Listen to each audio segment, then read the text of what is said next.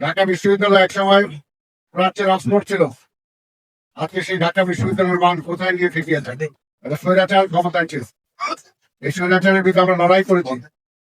একটা গণতান্ত্রিক সরকার মাত্র আসলো, এখনই তার পতনের জন্য আন্দোলন করার চিন্তা করছে। আর কথায় কথায় জুলাই বিপ্লবের আশা আকাঙ্ক্ষা নাকি কোনোভাবে বাস্তবায়ন হচ্ছে না।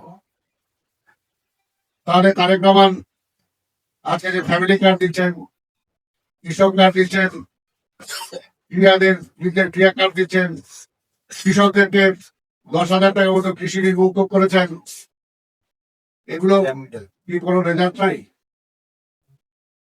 এগুলোই তো দরকার। যে দেশের মানুষ বঞ্চিত ছিল, সাধারণ মানুষ বঞ্চিত ছিল, সাধারণ মানুষের অধিকার ফিরে দাও। বাজেটের সমালোচনা করেন, অথচ এটা বলেন না যে বাংলাদেশের শিক্ষানীতিকে ধ্বংসের দ্বার প্রান্তে দাঁড় করেছিল আগের সরকার। ঢাকা বিশ্ববিদ্যালয় একসময় প্রাচ্যের অক্সফোর্ড ছিল। আজকে সেই ঢাকা বিশ্ববিদ্যালয়ের মান কোথায় গিয়ে ঠেকিয়েছে? সেখান থেকে টেনে তোলার জন্য তিনি শিক্ষার উপরে সবচেয়ে বড় বাজেট দিয়েছেন।